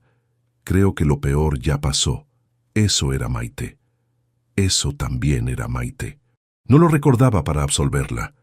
Lo recordaba porque la memoria no funciona por conveniencia, no elimina lo que complica el relato, no simplifica las personas en una sola dimensión, porque eso sería más cómodo para quien tiene que tomar decisiones sobre ellas. Llevaba 25 años construyendo algo con esa mujer. Eso no desaparecía, porque resultara que parte de los cimientos estaban podridos. Permanecía ahí, incómodo, sin encajar en ningún lugar limpio. A las 4:45 volví al dormitorio. Me acosté con cuidado. Maite no se movió. Estuve mirando el techo durante un rato más largo de lo que quería admitir, y en algún momento antes del amanecer me quedé dormido. Al día siguiente empecé a construir el dossier. Tenía los extractos de la carpeta azul. Tenía las fotografías de la mochila en el apartamento de Tomás. Tenía la búsqueda catastral con el nombre de Ignacio como titular del piso primero. Lo que necesitaba ahora era organizarlo con la misma estructura que usaría para un expediente real. Cronología, documentación, calificación jurídica de cada elemento. No para presentarlo ante ninguna autoridad tributaria, sino porque esa era la única manera en que yo sabía construir algo sólido. La forma importa. Un argumento bien construido tiene un peso diferente al mismo argumento desordenado, aunque los hechos sean idénticos. Empecé a trabajar en el ordenador del despacho de casa, con la puerta cerrada, durante las horas en que Maite estaba en la escuela. Creé una carpeta con nombre cifrado entre los archivos de trabajo, algo que pareciera un expediente pendiente de cualquier contribuyente. Dentro fui archivando los extractos escaneados con los movimientos marcados, una tabla que yo mismo elaboré con las fechas, importes y acumulado mensual, las fotografías del apartamento de Tomás, la captura de la búsqueda catastral. Para cada elemento añadí una nota técnica describiendo su relevancia y la calificación que correspondía desde el punto de vista del derecho civil y del régimen económico matrimonial. Era trabajo de inspector. Era lo único que sabía hacer con la misma eficiencia con que lo hacía en la delegación, porque la formación no distingue entre expedientes ajenos y situaciones propias, aunque el esfuerzo de mantener la distancia técnica cuando el expediente tiene tu propio nombre en él sea considerablemente mayor de lo que aparenta. Un jueves por la tarde, Maite salió a su caminata habitual. Yo aproveché esas 2 horas para añadir la última sección del dossier. Una estimación del período total, de la relación basada en la fecha de inicio de los reintegros, con la nota de que ese dato necesitaba confirmación externa. Todavía no tenía a nadie que lo confirmara. Estaba valorando la posibilidad de recurrir a un profesional externo cuando ocurrió lo que casi destruyó semanas de trabajo en 30 segundos. Eran las 7:15. Maite no volvería hasta las 8. Tenía los documentos extendidos sobre la mesa del escritorio, organizados en 3 grupos, con notas adhesivas de colores, el ordenador abierto con la carpeta visible en la pantalla. Estaba suficientemente concentrado para no haber escuchado el ascensor. El timbre sonó una sola vez. Miré la hora, 7:16. Maite no usaba el timbre, tenía llave. Pero el sonido me devolvió al presente con una velocidad que no había experimentado en mucho tiempo. Me levanté de la silla, recogí los documentos de la mesa en un solo movimiento y los introduje dentro de la carpeta azul que tenía abierta en el suelo. La cerré.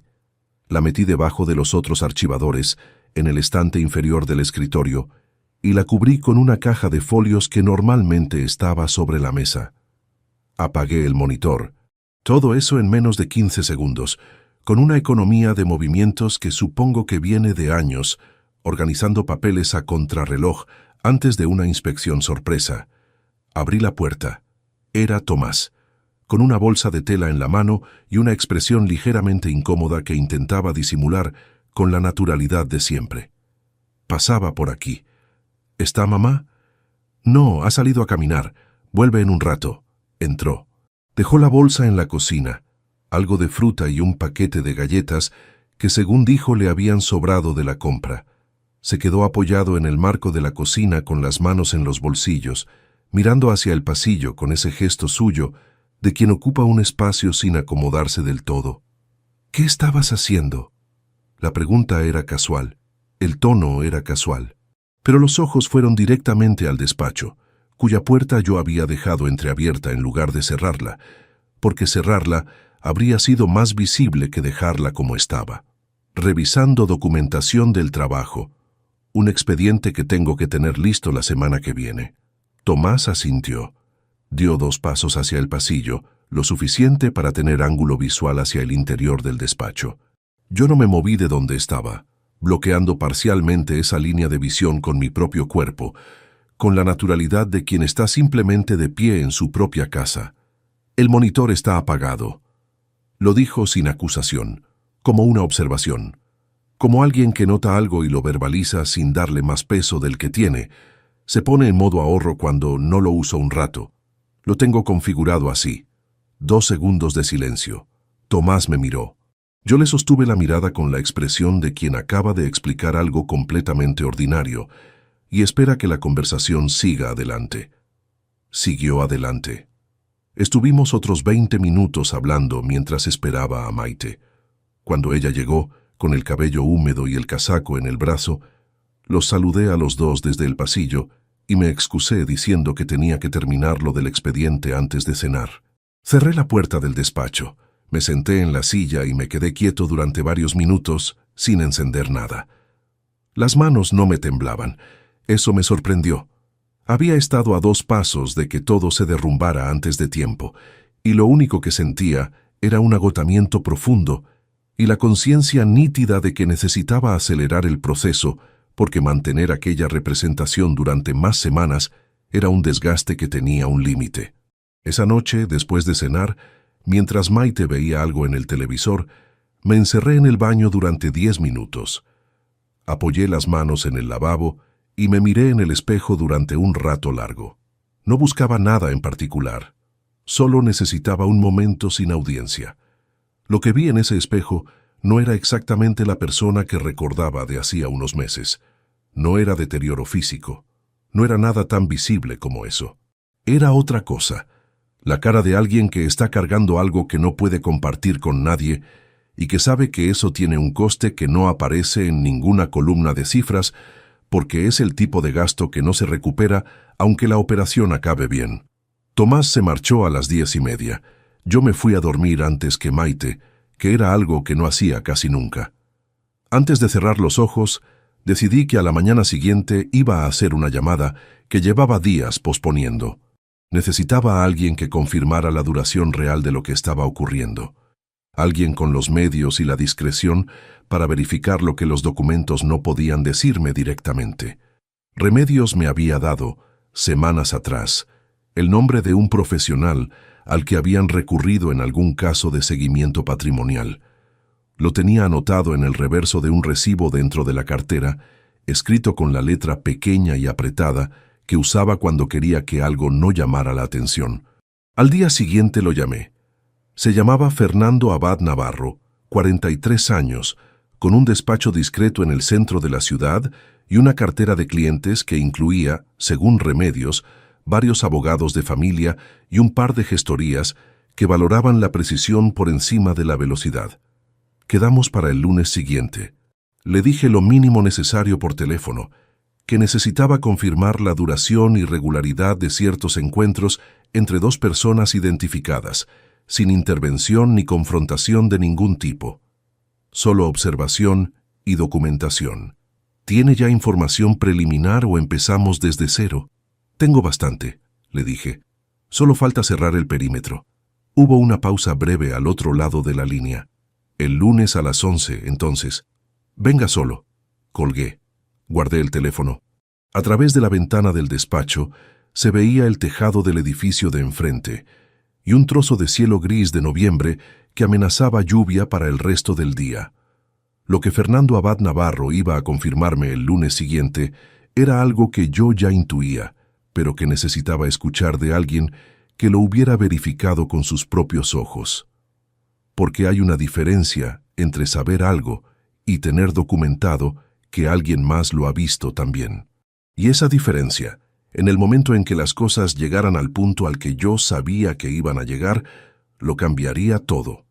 Fernando Abad Navarro tenía el despacho en un segundo piso sin letrero en la puerta, con acceso por una escalera interior que olía a madera vieja y papel acumulado. La sala de trabajo era pequeña, con una mesa de madera oscura, 2 sillas frente a ella y una estantería que llegaba hasta el techo llena de archivadores de colores distintos que seguían algún sistema de clasificación que solo él entendía. No había ningún adorno en las paredes, solo una ventana pequeña que daba a un patio interior donde no entraba luz directa. Era el tipo de espacio diseñado para que quien entrara en él no tuviera curiosidad de contarle a nadie que había estado ahí.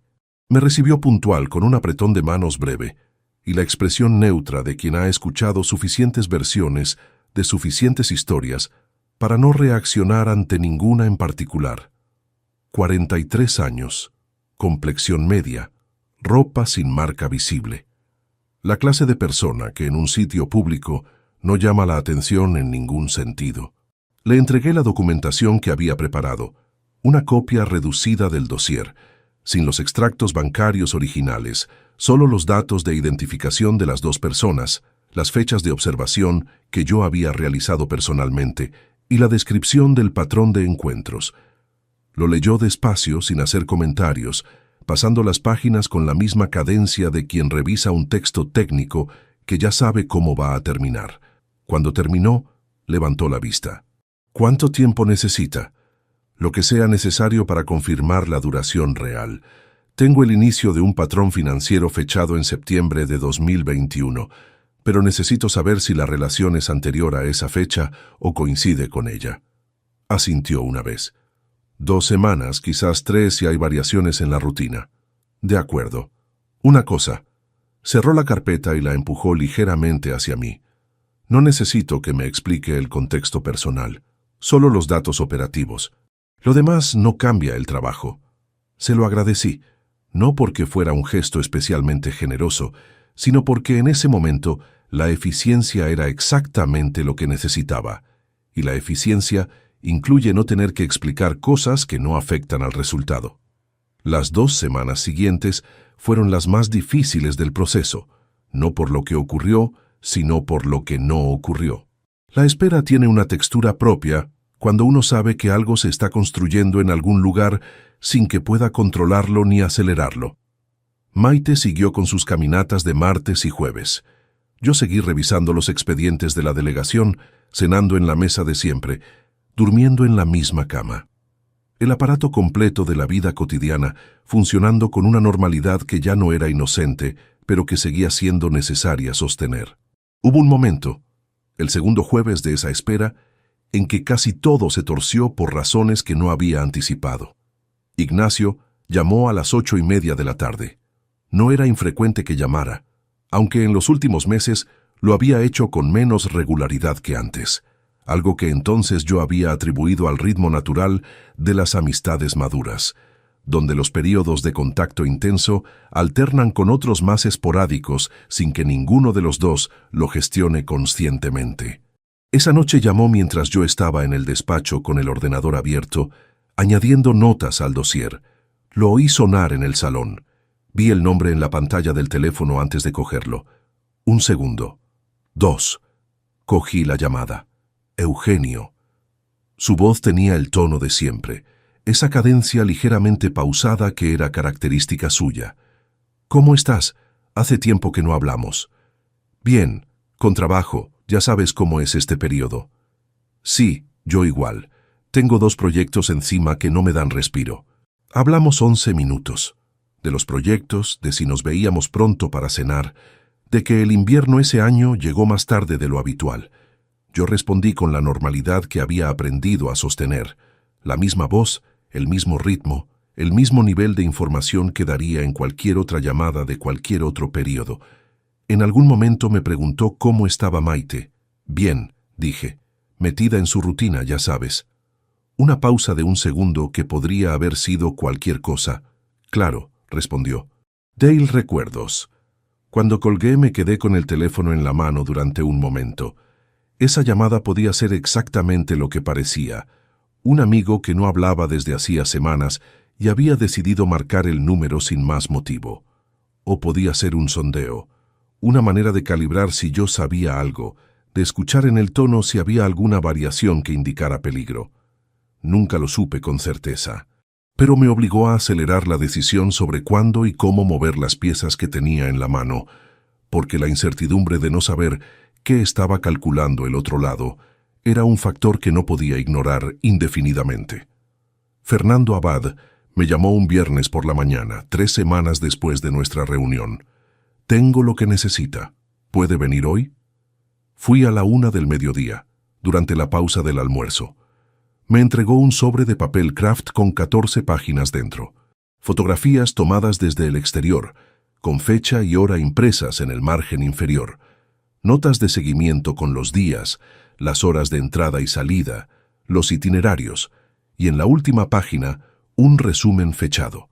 Lo leí de pie, sin sentarme. La relación tenía 2 años y 4 meses de documentación verificable. El primer encuentro registrado correspondía a junio de 2021, 3 meses antes del inicio del patrón de reintegros en efectivo. Los encuentros anteriores a las caminatas se habían producido con la excusa de las reuniones de coordinación que Maite alegaba tener en la escuela, 2 tardes por semana durante los primeros 16 meses. Fernando había consultado con una fuente en la dirección del centro educativo. No existía ninguna reunión de coordinación programada en esas fechas durante ese periodo. La escuela tenía sus propios horarios de reunión y ninguno coincidía con los que Maite había comunicado en casa. En la página 8 había una fotografía, interior del portal del número 17 de la calle 4, tomada a través del cristal desde la acera, con un ángulo que captaba el inicio de la escalera. En el peldaño inferior, apoyada contra la pared, se veía una botella de vino. La etiqueta era visible. Era una Ribera del Duero de la bodega de Peñafiel, la misma que yo había regalado a Ignacio en diciembre de 2022 para una ocasión especial. Y en el ángulo superior derecho de la fotografía, asomando por el borde del encuadre, había un trozo de tela azul marino sobre el barandal, el pañuelo del 20º aniversario. Doblé las páginas, las introduje en el sobre y lo guardé en el interior de la chaqueta. Le pagué a Fernando Abad en efectivo, 600 euros contados sobre su mesa, y le agradecí el trabajo. Me dijo que si necesitaba algo más que lo llamara. Le dije que no haría falta. Esa tarde, de vuelta en el despacho de casa, incorporé la documentación de Fernando al dossier completo. Ahora tenía los extractos con el patrón de reintegros, la búsqueda catastral, las fotografías del apartamento de Tomás, las notas de mi propia observación y el informe externo con 2 años y 4 meses de verificación independiente. Era un conjunto que no dejaba espacio para interpretaciones alternativas. Era exactamente el tipo de expediente que en mi trabajo, cuando llegaba a ese punto de solidez, ya no se podía cuestionar con argumentos de forma. Estuve 3 días decidiendo cómo avisar a Ignacio antes del confronto. Entrar en su apartamento, incluso con la excusa de tener su número de teléfono de emergencia desde años atrás, era un riesgo legal que no estaba dispuesto a asumir. Presentarme en persona le daba la oportunidad de reaccionar de maneras que yo no podía controlar.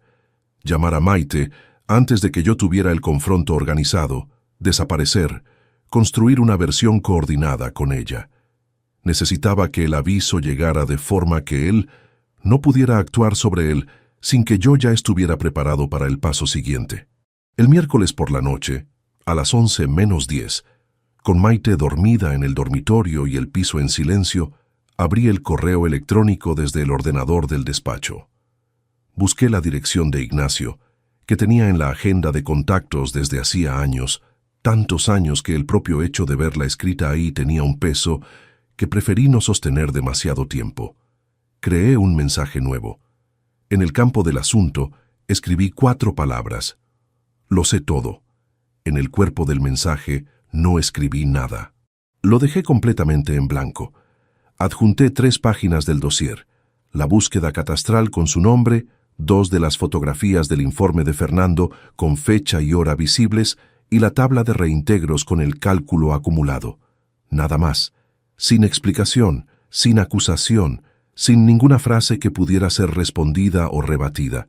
Solo los hechos, organizados con la misma estructura que usaría en cualquier expediente oficial. Moví el cursor sobre el botón de enviar. Lo mantuve ahí durante un tiempo que no sé medir bien.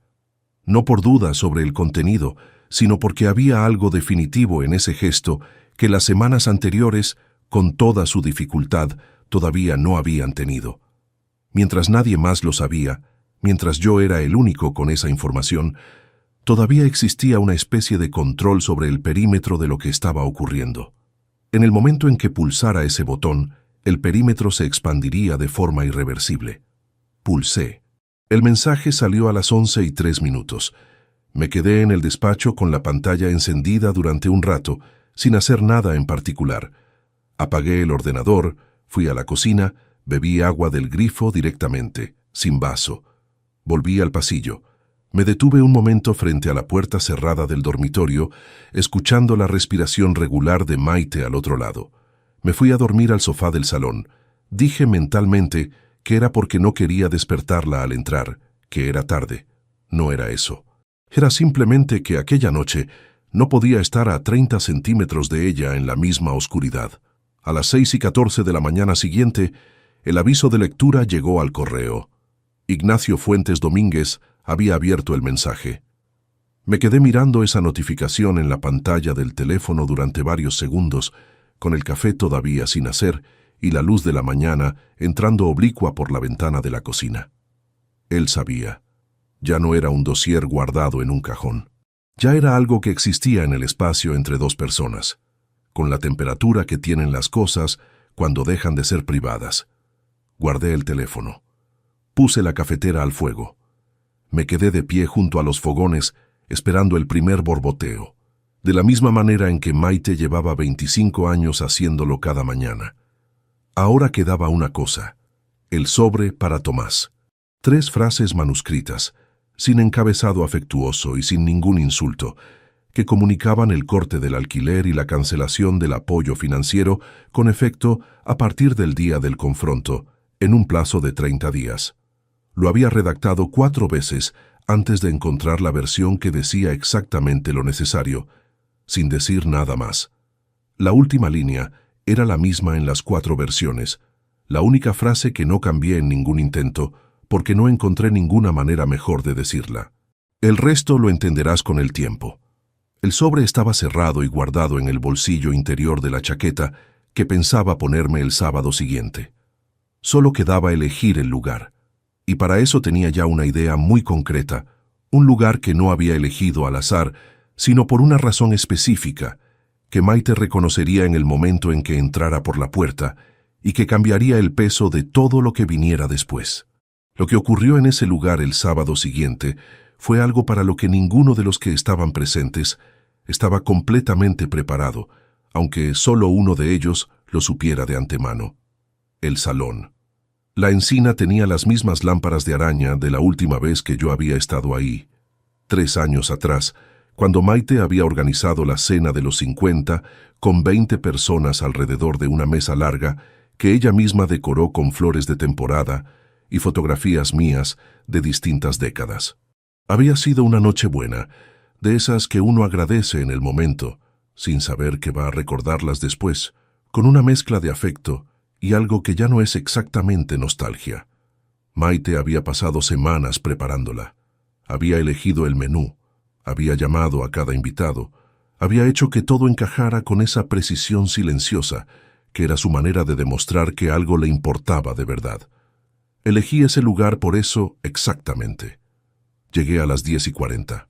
Le había dicho a Maite que nos veíamos ahí a las 11, que necesitaba hablar con ella de unas gestiones pendientes, una excusa lo suficientemente vaga para no levantar señales de alerta y lo suficientemente concreta para que entendiera que no era opcional. Había reservado el salón privado de la parte trasera, una sala pequeña con capacidad para 8 personas separada del comedor principal por una puerta corredera. La reservé a nombre de Molina para una reunión de trabajo. Puse el dossier sobre la mesa antes de que nadie llegara. Lo dejé cerrado, con los documentos dentro en orden cronológico, con los clips marcando cada sección. A su lado, el sobre para Tomás, cerrado, con su nombre escrito en mi letra en el anverso. Nada más sobre esa mesa, sin café, sin agua, sin ningún elemento que sugiriera una conversación larga ni cómoda. Me senté en la silla del lado más alejado de la puerta y esperé. Maite llegó a las 11:02. Entró con el casaco puesto y la expresión de quien no sabe exactamente qué va a encontrar, pero ha decidido de antemano que lo va a manejar. Me saludó con un beso breve en la mejilla, se sentó enfrente, miró la mesa, vio el dossier cerrado y el sobre, y levantó los ojos hacia mí con una pregunta que no formuló en voz alta. Le di un momento. Luego abrí el dossier. No dije nada mientras le pasaba las páginas.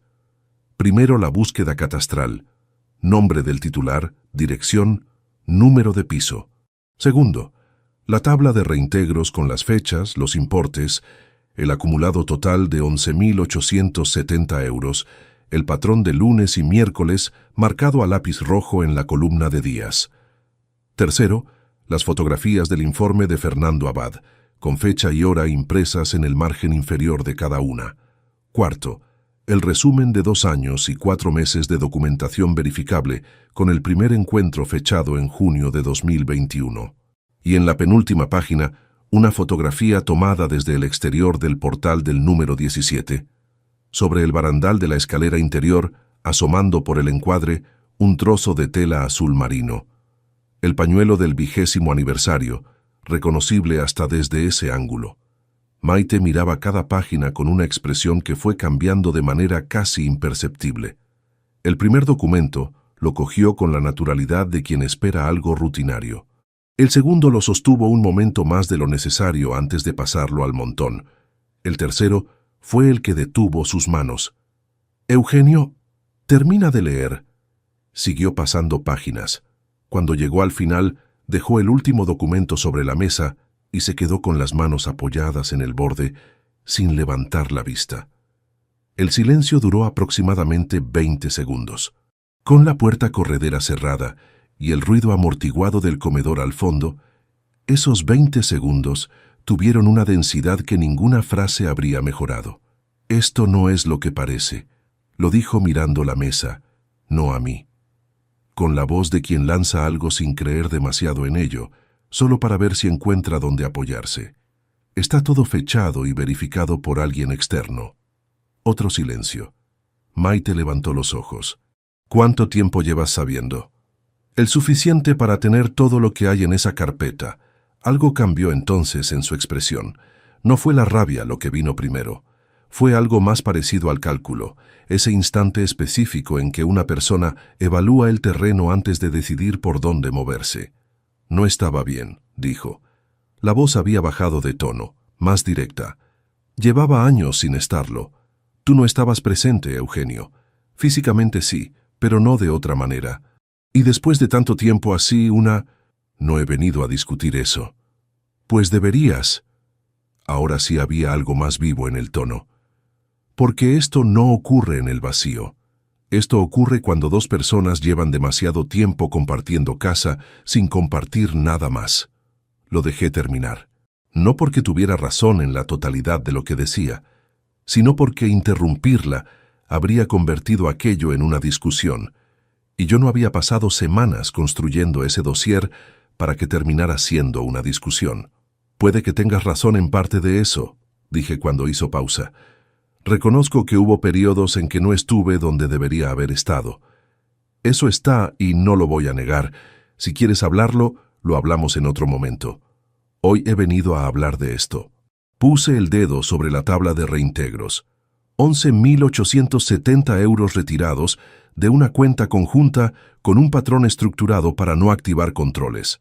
Eso tiene una calificación jurídica concreta en el marco del régimen económico matrimonial. Mi abogado ya lo tiene desde hace 2 semanas. Maite me miró. ¿Tu abogado? Desde hace 2 semanas, repetí.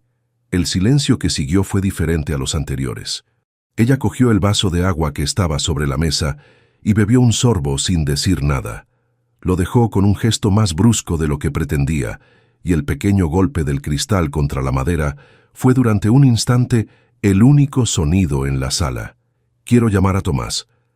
Lo dijo como quien hace una petición que sabe que puede ser rechazada. Puedes llamarle, respondí. Ella me miró con una expresión que no esperaba esa respuesta. Sacó el teléfono, marcó, esperó. Ven al salón La Encina. Ahora. Es importante. Tomás llegó 19 minutos después. Entró con la chaqueta a medio abrochar y la respiración de quien ha venido caminando a paso rápido. Me vio a su madre, vio el dossier extendido sobre la mesa. Sus ojos recorrieron los documentos visibles con esa velocidad de quien procesa antes de preguntar. Se sentó sin que nadie se lo pidiera. Le pasé las mismas páginas que le había pasado a Maite, en el mismo orden, añadiendo las fotografías del interior de su apartamento, la mochila de su madre apoyada contra la pared del pasillo, el bolsillo lateral rojo reconocible, la ropa de cambio visible en el interior, la fecha, la hora, y la nota manuscrita con su respuesta sobre la Academia de Paseo de Zorrilla, transcrita de memoria esa misma mañana. Tomás leyó todo sin decir nada. Cuando llegó a la última página, la dejó sobre la mesa con cuidado, con ese gesto lento de quien necesita un momento antes de hablar. Papá, y ahí estaba. Lo vi antes de que dijera otra palabra más, un reconocimiento real, sin adorno, que duró 2 segundos exactos antes de que las explicaciones empezaran a construirse encima de él.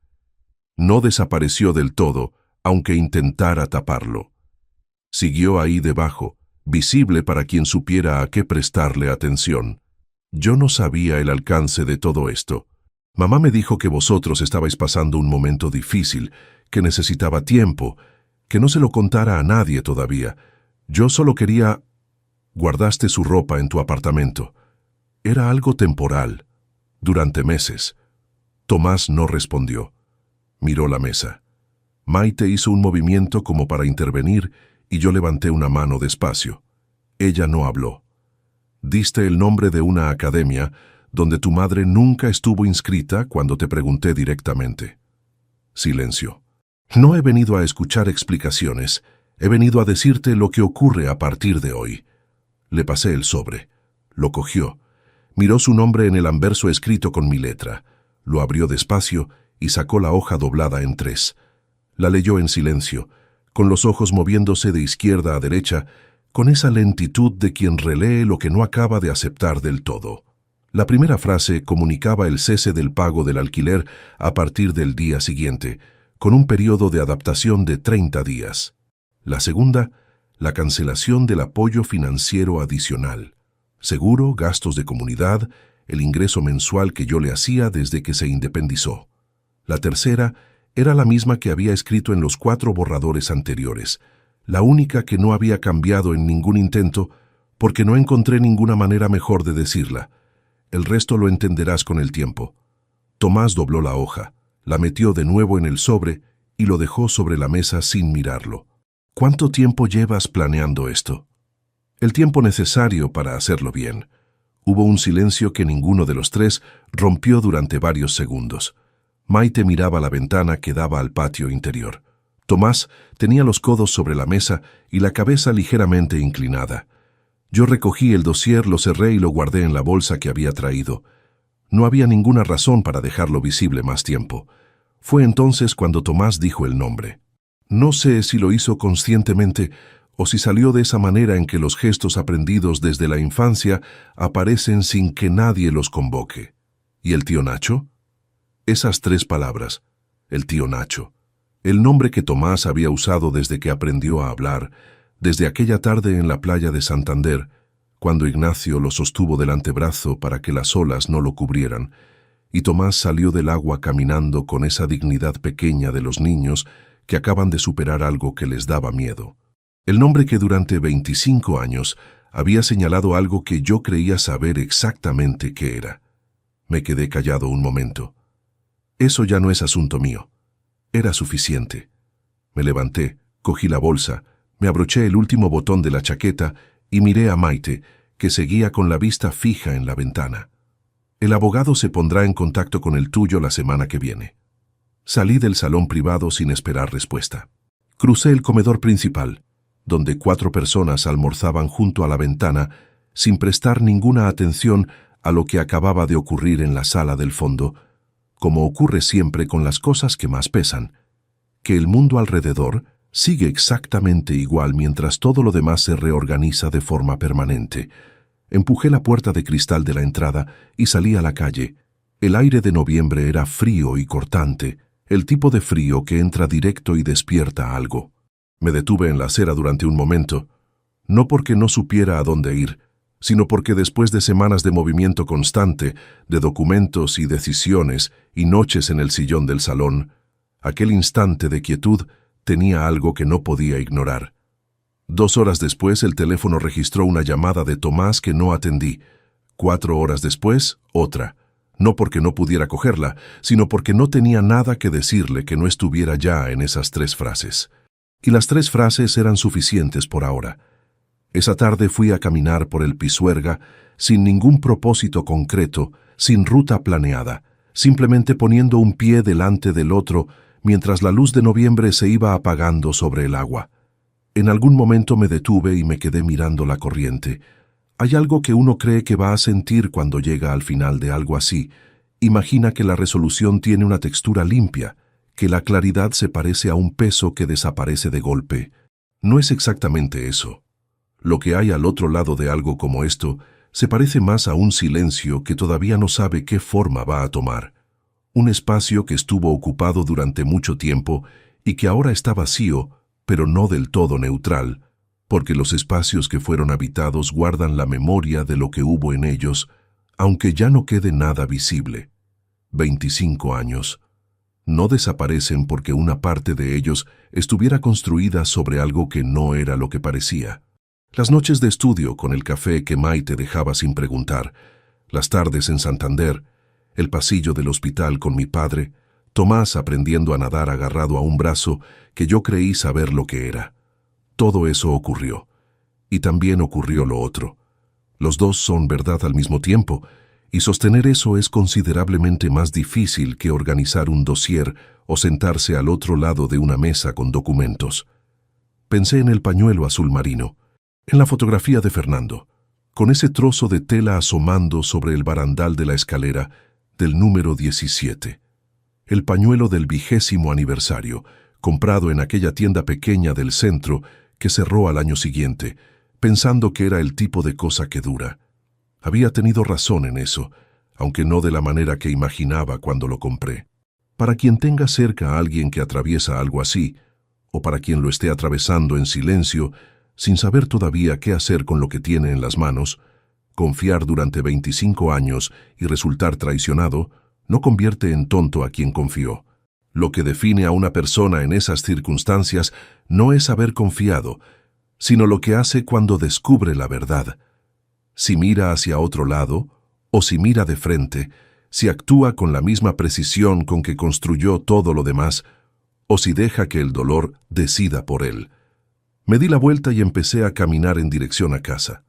No la casa de siempre, no todavía, pero sí en esa dirección general, que era la única que tenía sentido tomar en aquel momento.